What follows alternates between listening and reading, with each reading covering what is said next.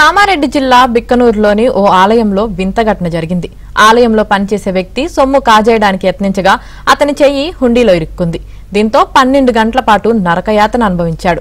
ఈ సంఘటన రామేశ్వరపల్లిలోని మాసుపల్లిలో పోచమ్మ ఆలయంలో జరిగింది.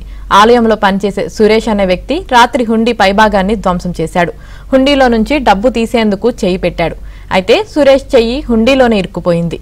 ఉదయం దేవాలయానికి వచ్చిన భక్తులు గమనించి గ్రామస్తులకు సమాచారం అందించారు.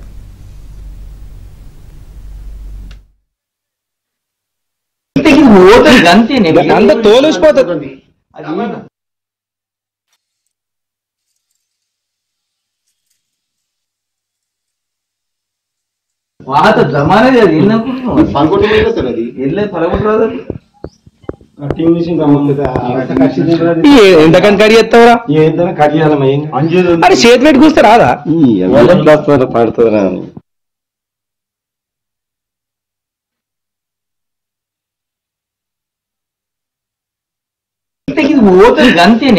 తోలేసిపోతుంది.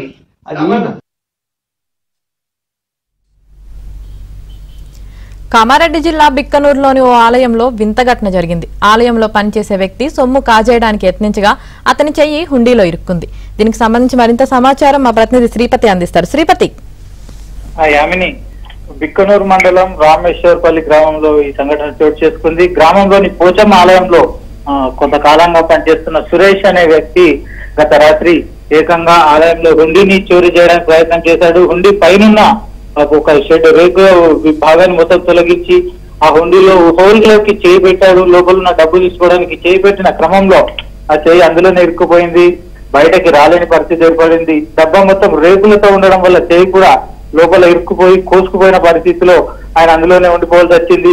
ఇలా రాత్రి 10 గంటల నుంచి ఉదయం 6 గంటల వరకు సుమారు 12 గంటల పాటు ఈ సురేష్ అనే ఈ వ్యక్తి మొత్తం నరకయాతన అనుభవించాడు. పూర్తిగా చేతికి గాయమై లోపల ఇరుక్కుపోయిన పరిస్థితుల్లో ఎటు కదలలేక బయటకు వెళ్ళలేక నరకయాతన అనుభవించిన పరిస్థితి ఉంది. అయితే ఉదయం సమయంలో ఆలయానికి వచ్చిన కొందరు ఆలయ పూజారి అలాగే ఆ గ్రామస్తులు కొందరు ఇతన్ని గమనించి దొంగతనానికి ప్రయత్నించినట్లుగా గుర్తించారు. వెంటనే చేతిని బయటకు తీసి పోలీసులకు సమాచారం అందించారు. ప్రస్తుతం సురేష్ పోలీసుల అదుపులో ఉన్నాడు.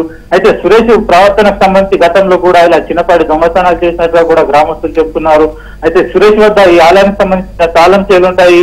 ఏకంగా దొంగ చేతికే తాళం చేలు ఇచ్చిన చందంగా కూడా ఈ సంఘటన చోటు చేసుకున్న స్థానికులు అంటున్నారు. Right, thank you Sripati.